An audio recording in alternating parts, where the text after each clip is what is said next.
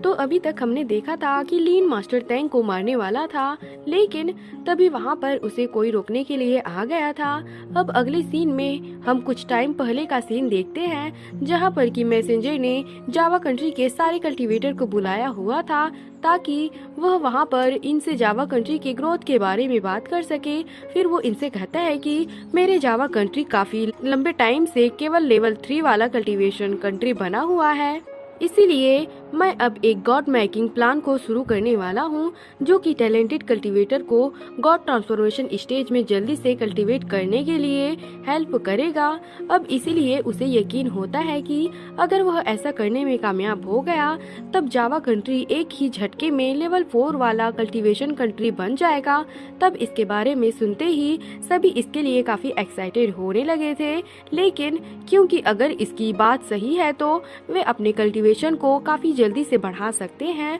मगर वहीं हम देखते हैं कि पुनियन जी इतने आसानी से इसके लिए मानने वाला नहीं होता, इसलिए वो मैसेंजर से पूछता है कि क्या मैं आपके प्लान के बारे में जान सकता हूँ कि आखिरकार आप किस तरह से गॉड को क्रिएट करेंगे। तब इस पर मैसेंजर कहता है कि ये तो बहुत ही आसान है और इसके लिए तुम्हें केवल जावा कंट्री के लोगों के स्पिरिचुअल रूट को निकालना है, और इसीलिए अगर तुम ऐसा करने में कामयाब हो गए तब इसका यूज करके तुम अपने कल्टीवेशन को बहुत ही आसानी से बढ़ा सकते हो, और इसीलिए गॉड ट्रांसफॉर्मेशन स्टेज को भी कल्टीवेट करना बहुत ही आसान हो जाएगा। मगर तभी हम देखते हैं कि इसके बारे में सुनकर सभी काफी परेशान हो गए थे और वे बात करने लगते हैं कि ये तो बिल्कुल भी सही नहीं है और ऐसा करना कल्टीवेटर के लिए भी बिल्कुल भी अलाउ नहीं है। मगर वहीं हम देखते हैं कि मास्टर तैंग को इसके बारे में कोई भी चिंता नहीं होती और वह तो इसके लिए पूरी तरह से रेडी होता है। तभी मैसेंजर कहता है कि मेरा यह प्लान पूरी तरह से रेडी है और इसीलिए ही मैंने तुम सभी को यहाँ पर डिस्कस करने के लिए बुलाया है, ताकि मैं तुम में से सही टैलेंट वाले लोगों को चुन सकूं और फिर हम अपने इस प्लान को शुरू कर देंगे। मगर वहीं हम देखते हैं कि पुनियन जी इसके लिए रेडी नहीं होता और वो मैसेंजर से कहता है कि अगर हमने इमोर्टल के स्पिरिचुअल रूट को निकाल दिया तब तो इसके वजह से वे अपने कल्टीवेशन क्वालिफिकेशन को खो देंगे और फिर इसीलिए हमारे सेक्टर के पास में कोई नया डिसेबल नहीं होगा, और यही वजह है कि मुझे यह चीज सही नहीं लगती। जिसके बाद हम देखते हैं कि बाकी लोग भी पुनियन जी की बातों से एग्री हो गए थे और इसीलिए वे भी मैसेंजर से कहते हैं कि आपको इसके बारे में फिर से सोचना चाहिए। मगर तभी हम देखते हैं कि मैसेंजर इस बात से काफी गुस्सा हो गया था और वो कहता है कि क्या मैं इसके लिए तुम्हारी बात सुनूं। लेकिन तभी हम देखते हैं कि मास्टर तैंग मैसेंजर को मनाने लगता है और फिर बाकी कल्टीवेटर से कहता है कि इसके बारे में तुम्हें सोचना चाहिए, क्योंकि भले ही अभी हमें गॉड को क्रिएट करने के लिए ऐसा करना पड़े, लेकिन आने वाले समय में हमारी जावा कंट्री लेवल 4 वाली कल्टीवेशन कंट्री बन जाएगी। इसीलिए हमारे पास में उस समय कल्टीवेशन के लिए बहुत सारे रिसोर्स होंगे जिसका यूज करके हम अपने लोगों को फिर से सही कर सकते हैं, और इसीलिए तुम इसके बारे में चिंता क्यों कर रहे हो। फिर वो मैसेंजर से कहता है कि मेरी तैंग फैमिली जावा कंट्री में सबसे बड़ी कल्टीवेशन फैमिली है, इसलिए मेरे क्लाइंट के पास में बहुत सारे टैलेंटेड कल्टीवेटर है। इसके अलावा बहुत सारे सेक्टर के टैलेंटेड कल्टीवेटर के साथ में मेरा रिलेशनशिप है, इसलिए मुझे लगता है कि वे इसके लिए पूरी तरह से सही रहेंगे, और अगर उनको स्पिरिचुअल रूट का सपोर्ट मिल गया तो फिर मुझे लगता है कि वो अपनी कल्टीवेशन को बहुत ही अच्छे से इम्प्रूव कर सकते हैं। तब हम देखते हैं कि मैसेंजर इसकी बात मानने के लिए रेडी हो गया था और फिर कहता है कि तुम इस जेड एलिमेंट को सिलेक्ट करो, क्योंकि इसके अंदर स्पिरिचुअल बैंड वाले फॉर्मेशन है, और इसीलिए मैं इसे कंप्लीट करने के लिए तुम्हारे तैंग फैमिली का वेट करूंगा। तब हम देखते हैं कि मास्टर तैंग भी इसके लिए मान गया था और वो कहता है कि मैं आपके मिशन को कंप्लीट जरूर करूंगा। लेकिन तभी हम देखते हैं कि मैसेंजर पुनियन जी से नाराज हो गया था, इसलिए वो उससे कहता है कि अब तुम्हारा स्वानडाउ सेक्टर के डिसेबल को बैटलफील्ड को क्लीन करने की कोई जरूरत नहीं है, और अगर आने वाले समय में तैंग फैमिली फॉर्मेशन को बना लेती है तब तुम्हें इसमें इनकी हेल्प करनी होगी। जिसके बाद हम देखते हैं कि पुनियन जी के पास में और कोई रास्ता नहीं होता और इसीलिए वो मैसेंजर की बात मानने के लिए रेडी हो गया था। फिर अगले सीन में हम देखते हैं कि पुनियन जी ना चाहते हुए भी मास्टर तैंग को बचाने के लिए आ गया था, जिसे देखकर मास्टर तैंग कहने लगता है कि अगर मैं मर गया तो फिर मैसेंजर भी तुम्हें नहीं छोड़ेगा। तब इस पर पुनियंजी कहता है कि अगर मैसेंजर की बात नहीं होती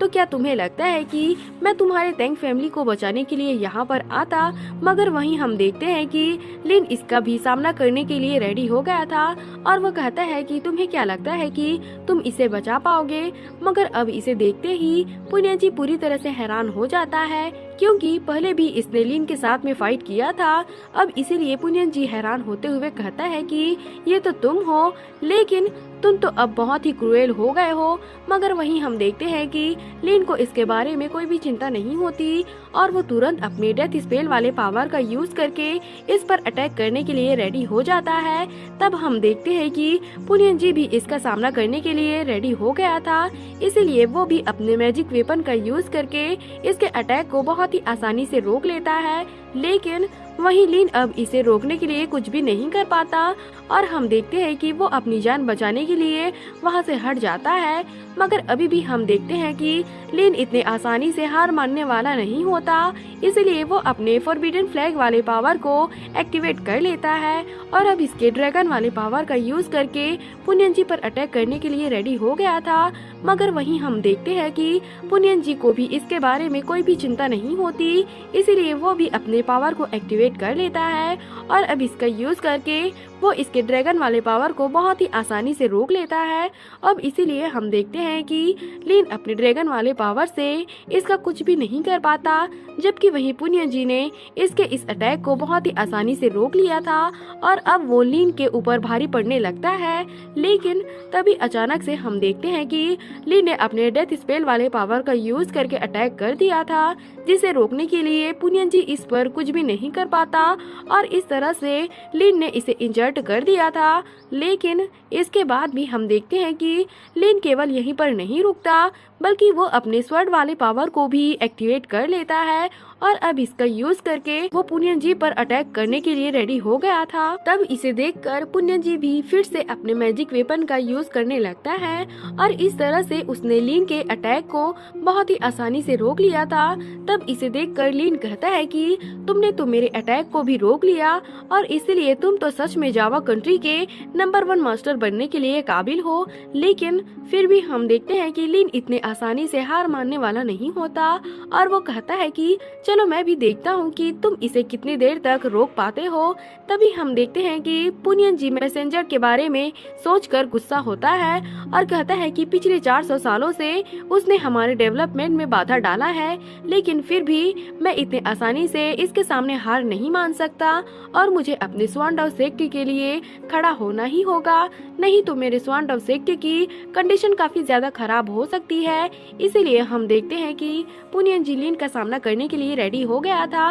लेकिन तभी हम देखते हैं कि मैसेंजर भी यहाँ पर आ गया था, जो कि तुरंत ही अपने पावर का यूज करके लिन के अटैक को रोक देता है। तब हम देखते हैं कि लिन इस बात से थोड़ा सा परेशान हो गया था, क्योंकि अब इसके लिए परेशानी थोड़ी सी बढ़ गई थी। वहीं हम देखते हैं कि मैसेंजर भी लिन के ऊपर काफी गुस्सा हो गया था, क्योंकि इसके वजह से इसकी प्लानिंग पूरी तरह से फेल हो गई थी और अब इसीलिए वो लिन को मार देना चाहता है। मगर इसके बाद भी हम देखते हैं कि लिन इतने आसानी से हार मानने के लिए रेडी नहीं होता, इसलिए वो अपने गॉड वाले पावर को भी एक्टिवेट कर लेता है ताकि वो इसका यूज करके मैसेंजर का सामना कर सके। इसके बाद हम देखते हैं कि वो तुरंत ही अपने गॉड वाले पावर का यूज करके अटैक करने के लिए रेडी हो जाता है। मगर वहीं हम देखते हैं कि मैसेंजर को इसके बारे में कोई भी चिंता नहीं होती और वो भी इसके इस पावर का सामना करने के लिए रेडी हो गया था। फिर हम देखते हैं कि वो लिन के अटैक से अपने आप को बचा लेता है और इसीलिए लिन इसका सामने कुछ भी नहीं कर पाता। लेकिन तभी हम देखते हैं कि मैसेंजर ने भी अपने पावर को एक्टिवेट कर लिया था और वो इसका यूज करके लिन पर अटैक करने के लिए रेडी हो जाता है। मगर फिर भी हम देखते हैं कि लिन इतने आसानी से पीछे हटने के लिए रेडी नहीं होता, इसलिए वो भी फिर से अपने गॉड वाले पावर का यूज करने लगता है और इसका यूज करके वो इसके अटैक को रोकने लगा था। मगर फिर भी हम देखते हैं कि वो मैसेंजर के इस पावर के सामने ज्यादा टाइम के लिए कुछ नहीं कर पाता और इसीलिए मैसेंजर ने इसके गॉड वाले पावर को भी हरा देता है। फिर हम देखते हैं कि वो अपने पगोड़ा वाले पावर को भी एक्टिवेट कर लेता है और अब इसका यूज करके वो लीन को मारने के लिए रेडी हो गया था। मगर तभी हम देखते हैं कि लीन यहाँ पर अपने किसी फॉर्मेशन को एक्टिवेट कर लेता है, जिसे देखते ही मैसेंजर की हालत काफी ज्यादा खराब हो गई थी और उसके लिए वो अपनी जान बचाने के लिए यहाँ से भागने लगता है। मगर तभी हम देखते हैं कि लीन ने अपने पावर का यूज करके अटैक कर दिया था, इसलिए मैसेंजर भी अपने पगोड़ा वाले पावर का यूज करके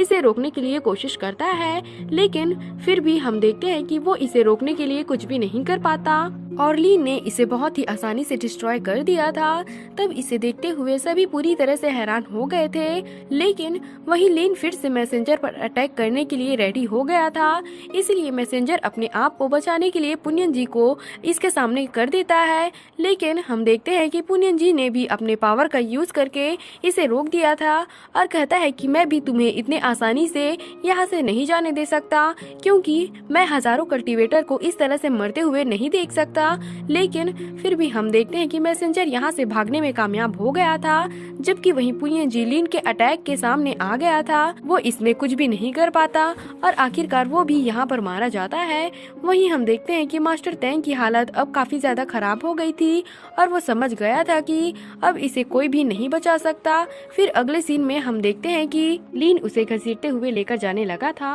और फिर वो उसे उठाकर फेंक देता है। तब इस पर मास्टर तैंग कहता है कि मैंने इसके बारे में कभी नहीं सोचा था, लेकिन तुमने तो इसे केवल एक ही झटके में पूरी तरह से बर्बाद कर दिया। लेकिन तभी हम देखते हैं कि लीन फिर से अपने पावर का यूज करने लगता है और वो इस तरह से तैंग फैमिली के सारे मेंबर के सोल को कंट्रोल करने लगता है। और फिर वो मास्टर तैंग से कहता है कि तुम इसे ध्यान से देखो, क्योंकि यह सब तुम्हारी वजह से मारे गए हैं। फिर वो कहता है कि तुमने तैंग फैमिली को पूरी तरह से बर्बाद कर दिया है और इसके पीछे केवल तुम्हारा ही हाथ है। तब इस पर मास्टर तैंग कहता है कि ये सब केवल तुम्हारे वजह से हुआ है और मैं तुम्हें कर्ज देता हूँ कि तुम हमेशा ही अकेले रहोगे। मगर अभी भी हम देखते हैं कि लीन को इसके बारे में कोई भी चिंता नहीं होती और वो कहता है कि सबसे पहले तुम यह बताओ कि तुमने मेरे होम टाउन के बारे में पता कैसे लगाया था। लेकिन हम देखते हैं कि मास्टर तैंग इतने आसानी से बताने वाला नहीं होता और वो कहता है कि तुम इसके बारे में कभी भी नहीं जान पाओगे। लेकिन तभी हम देखते हैं कि लीन इसके फैमिली मेंबर के सोल को टॉर्चर करने लगता है, जहाँ पर कि वे इसके सामने अब कुछ भी नहीं कर पा रहे थे। और फिर लीन कहता है कि क्या तुम अभी भी इसके बारे में नहीं बताओगे, जिसके बाद हम देखते हैं कि मास्टर तैंग अब इसके बारे में कुछ भी नहीं कर पाता और आखिरकार वो इसके बारे में बताने के लिए रेडी हो गया था। फिर वो बताता है कि इसके लिए गाओ चिमिंग ने मेरी हेल्प की थी और उसने अपने मैजिक से तुम्हारे वांग फैमिली के लोकेशन के बारे में पता लगाया था, जिसके बाद हम देखते हैं कि लीन गाओ चिमिंग से भी इसका बदला लेने के लिए रेडी हो गया था और वो कहता है कि अब तुम मेरे हाथों से नहीं बचोगे। लेकिन तभी हम देखते हैं कि इसने मास्टर तैंग पर भी अटैक कर दिया था और फिर वो इसे डेड सोल के बीच में फेंक देता है, जहाँ पर कि मास्टर तैंग अब अपने आप को बचाने के लिए कुछ भी नहीं कर पाता और वे डेड सोल इसके ऊपर चारों तरफ से अटैक करने लगते हैं। फिर हम देखते हैं कि लीन यहाँ से जाने के लिए रेडी हो जाता है, जबकि वही मास्टर तैंग डेड सोल के बीच में बहुत बुरे तरीके से फंस गया था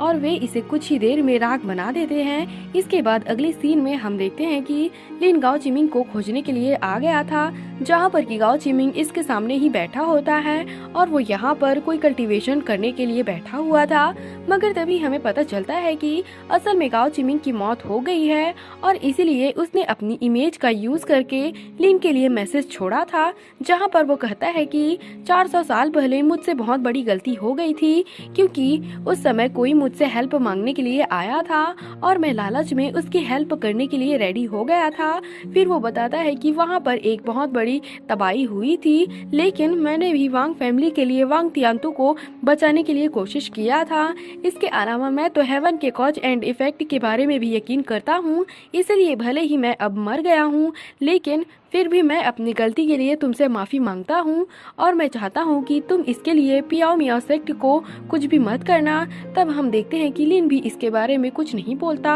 और फिर वो चुपचाप यहाँ से चला जाता है। लेकिन फिर अगले सीन में हम देखते हैं कि लिन अपने घर पर आ गया था, जहाँ पर कि वो अपने पेरेंट्स के बारे में याद करने लगता है और कहता है कि मैंने आज अपना बदला पूरा कर लिया और अब इसीलिए मैं अपने अगले रास्ते पर जाने वाला हूँ। इसके बाद हम देखते हैं कि वो सीतू नान से भी मिलने के लिए आ गया था, जहाँ पर वो कहता है कि मुझे भी आपके जैसे बनने का इंतजार है, उसके बाद मैं भी आपको इसमें से आज़ाद करा दूंगा। इसके बाद हम देखते हैं कि लिन अपने पेरेंट्स के साथ में बिताए हुए बातों को याद करने लगता है, लेकिन अब वो यहाँ पर अपना टाइम वेस्ट नहीं करना चाहता था और अब इसीलिए वो यहाँ से जाने के लिए रेडी हो गया था। फिर अगले सीन में हम देखते हैं कि लिन एक किसी माउंटेन पर आ गया था, जहाँ पर वो कहता है कि 400 साल तो केवल एक ही झटके में गुजर गए और वो फिर कहता है कि जब मैं छोटा था तो अपने पेरेंट्स को कुछ देना चाहता था, इसलिए मैंने कल्टीवेशन की दुनिया में एंटर किया, जहाँ पर कि उसके लिए